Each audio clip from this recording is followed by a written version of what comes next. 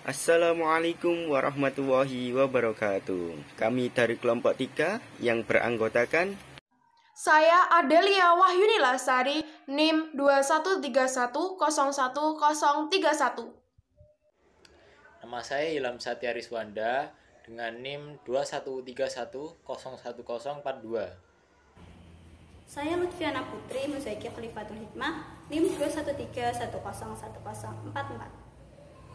Muhammad Ikhwan Fauzi 2131011045. Saya Regita Cahyani, NIM 2131011052. Akan mempresentasikan tugas dasar-dasar administrasi tentang hubungan administrasi dengan organisasi. Pengertian administrasi. Secara etimologis, administrasi berasal dari kata bahasa Inggris yaitu administration dengan bentuk infinitifnya to administer yang diartikan sebagai to manage atau mengelola. Administrasi juga dapat berasal dari kata bahasa Belanda yaitu administrati yang memiliki pengertian mencakup tata usaha, manajemen dari kegiatan organisasi, manajemen dari sumber daya. Administrasi memiliki pengertian dalam artian sempit dan dalam artian yang luas. Dalam arti sempit, administrasi sering diartikan dengan kegiatan ketatausahaan.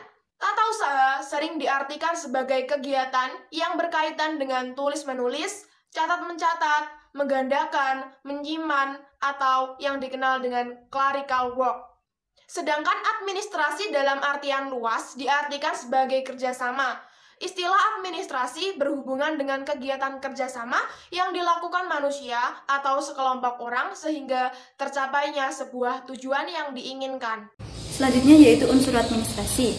Unsur administrasi merupakan bagian yang harus ada dalam kegiatan administrasi. Mengapa? Karena tanpa adanya unsur tertentu, administrasi tidak dapat dilaksanakan dengan baik. Nah, unsur administrasi dibedakan menjadi dua. Yang pertama yaitu unsur pokok administrasi.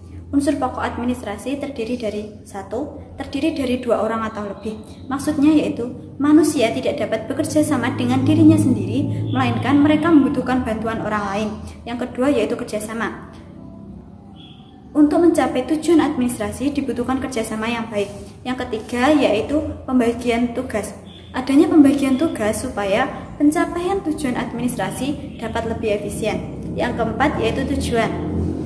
Tanpa adanya tujuan, administrasi tidak akan berarti apa-apa. Nah, unsur administrasi yang kedua yaitu unsur umum administrasi.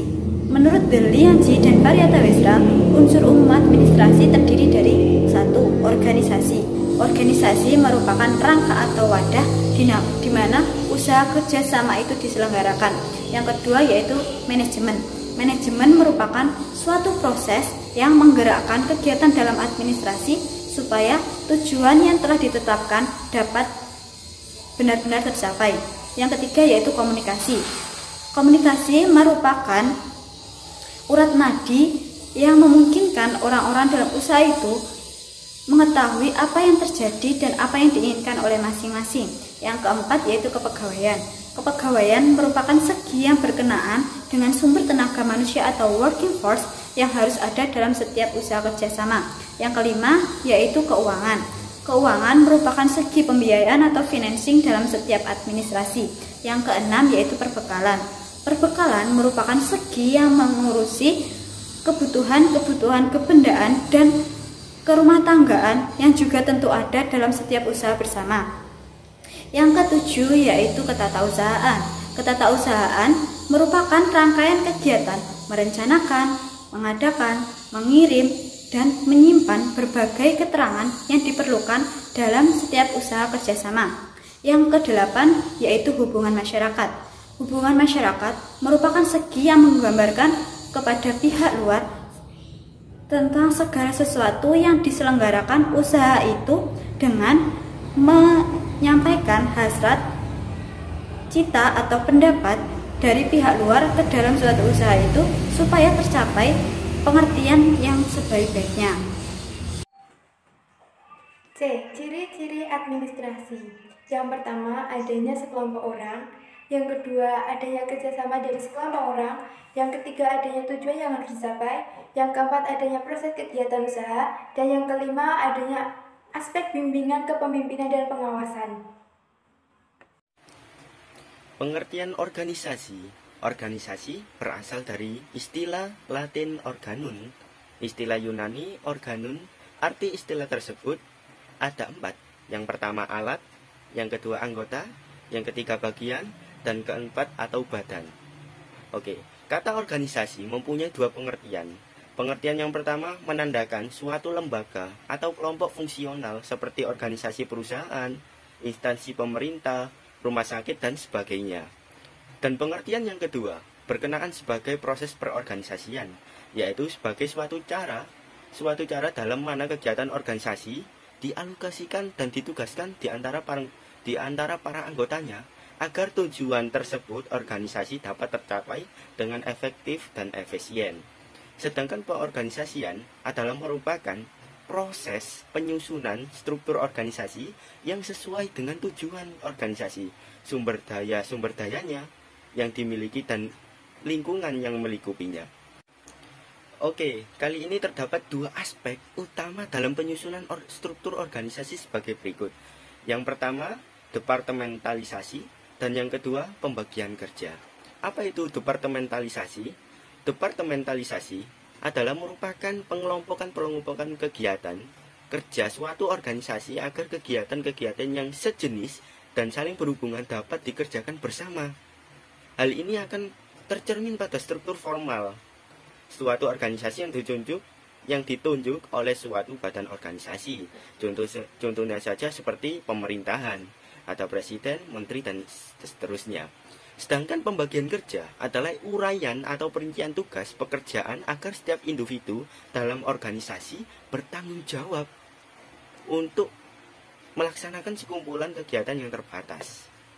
Dengan demikian, secara prinsip dalam kedua aspek tersebut, yang pertama yakni departementalisasi dan yang kedua adalah pembagian kerja, merupakan dasar pengorganisasian suatu organisasi untuk mencapai tujuan yang telah ditetapkan secara efisien dan efektif. Dan salah satu tidak bukan adalah merupakan tujuan dari organisasi untuk mencapai tujuan, di mana individu-individu tidak dapat mencapainya sendiri. Jadi harus berorganisasi atau berkelompok, 2 orang atau lebih, bekerja sama secara kooperatif, dan koordinasi dapat mencapai hasil lebih daripada yang dilakukan perseorangan. Konsep tersebut kita sebut dengan sinergi. Oke, tiang dasar organisasian adalah prinsip pembagian kerja yang memungkinkan terjadinya ada unsur yang akan dijelaskan oleh Mas Ilham. Terima kasih Fauzi. Di sini saya akan menjelaskan tentang unsur organisasi. Unsur organisasi 1. Manusia. Ini adalah unsur terpenting di dalam sebuah organisasi, di mana masing-masing personel memiliki tingkatan dan fungsi tersendiri. 2. Kerjasama atau teamwork. Organisasi hanya bisa mencapai tujuan bersama bila para anggotanya melakukan tugas dan tanggung jawab secara bersama-sama. 3. Tujuan bersama. Ini adalah sasaran yang ingin dicapai oleh sebuah organisasi, baik dari prosedur, program, pola, hingga hasil akhir dari pekerjaan organisasi tersebut. 4. Peralatan atau equipment. Untuk mencapai tujuan diperlukan sarana dan prasarana berupa kelengkapan sebuah organisasi, seperti kantor atau gedung, material, uang, sumber daya manusia, dan lainnya. 5. Lingkungan atau environment. Faktor lingkungan juga sangat berpengaruh pada sebuah organisasi, misalnya sosial budaya, kebijakan, anggaran, peraturan, dan kondisi ekonomi. 6. Sumber daya alam.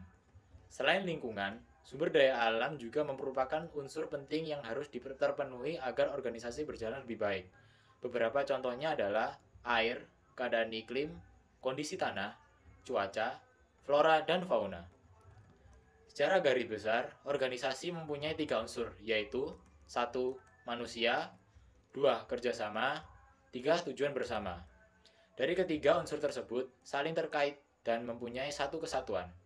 Dari berbagai macam teori organisasi yang dikemukakan oleh para ahli, tidak ada satupun yang memiliki kebenaran mutlak, dan antara teori organisasi yang satu dengan yang lain saling melengkapi.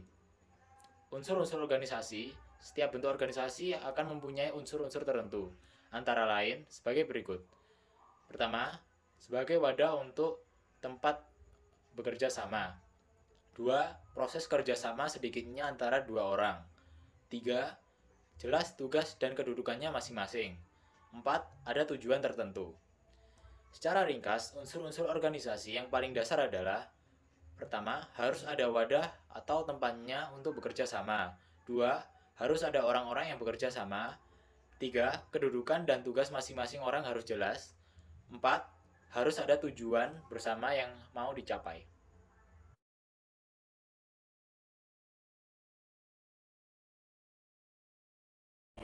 Yang berikutnya yaitu ciri organisasi. Ciri-ciri organisasi yang jelas yaitu terdiri dari yang pertama, adanya komponen atau adanya atasan dan bawahan.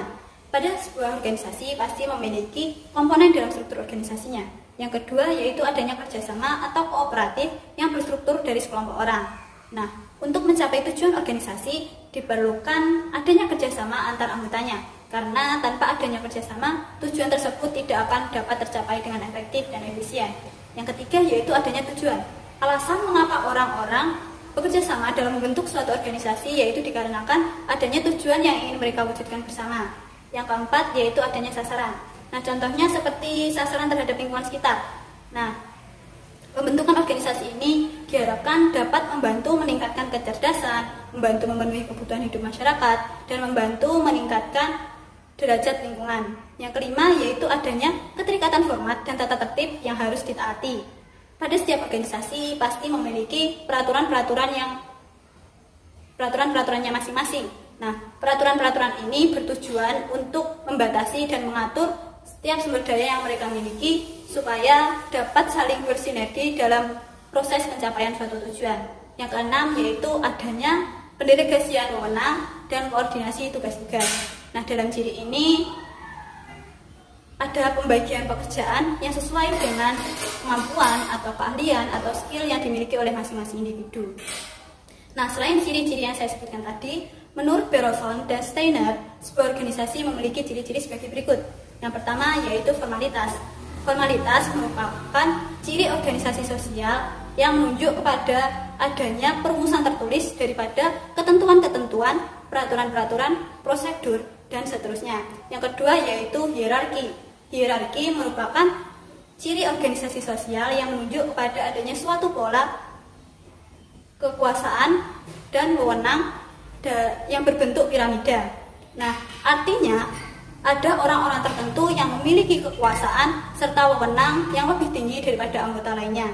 Yang ketiga yaitu besarnya dan kompleksnya. Nah, dalam hal ini pada umumnya organisasi sosial memiliki banyak anggota. Nah, hubungan sosial antar anggotanya adalah impersonal. Hubungan administrasi dengan organisasi. Administrasi memiliki kaitan yang erat dengan organisasi. Administrasi merupakan bagian dari aktivitas organisasi, namun organisasi juga dapat dikaitkan sebagai hasil atau bagian dari administrasi.